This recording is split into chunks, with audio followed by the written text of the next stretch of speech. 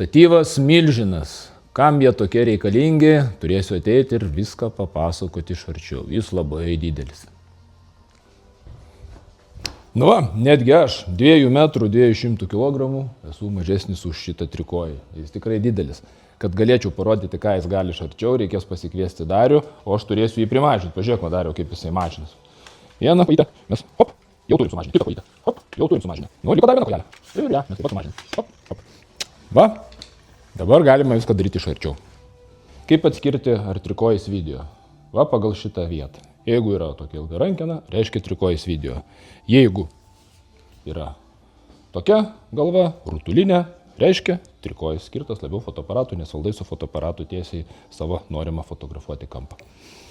Video trikojai turi keletą privalumų. Jie turi labai tokį švelnų judėjimą horizontalų ir turi hidraulinę galvą. Tai yra vertikalus judėjimas su ypatingai švelniu perėjimu, kad nebūtų jokio strikčiojimo video metu. Taip, kad jūs galite sekti objektus, futbolas, šokiai, slidinėjimas, net ir su dideliu teleobjektyvu, viską gali filmuoti sklandžiai.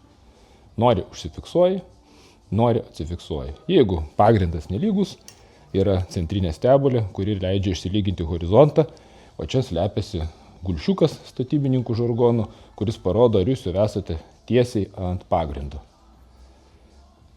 Su trikojais viskas yra labai paprasta. Išskleidimas, reguliavimas, na ir pagrindinė plokštė. Čia atlaisvinau. Jis turi apsaugą, kad nepabėgtų. Yra toks raudonas mygtukas. Visiškai išsiėmėt. Galit eiti, fotografuoti, filmuoti su rankytėm. Norit, vėl grąžinat į vietą ir šį čia prisiveržėt. Viskas paprasta. Pagrindinis jo privalumas dydis. Pažiūrėkit, ką galima su tuo dideliu dydžiu padaryti. Kam reikalingi tokie aukšti trikojai? Tam, kad jūs galėtumėt nufilmuoti savo sūnų arba savo dukrą. O čia aplinkui daug kitų tėvų ir netgi man 2 metrų 200 kg yra sunku peržiūrėti per juos, ar ne? Tada aš užsidedu kamerą, ilgą 2 metrų su galva įsigaunas 220 trikojai, atsiverčiu ekraniuką ir savo ramiai įsikišęs rankas į kišenę, filmuoju 2 valandas, kaip žaidžia jūsų potencialus būsimasis Ronaldo, ne? Va, ar į darželį kažkokią šventę arba kalėdų vakarėlį. Visur gali tiksliai, gražiai, švariai filmuoti. Nepatiko, užfiksavai, eini su kitais tėvais kalbėtis. Tai va, dydis kartais yra privalumas ir sunku rasti tokių aukštų trikojų. Bet jeigu dėl kažkokių priežasčių jums nepatinka kameros, fotoaparatai dideli ir gerai filmuojantis, užsidėtų savo telefoną ir su telefonu darot lygiai tą patį. Jokių problemų, tiesiog laikiklis telefono, viskas paprasta.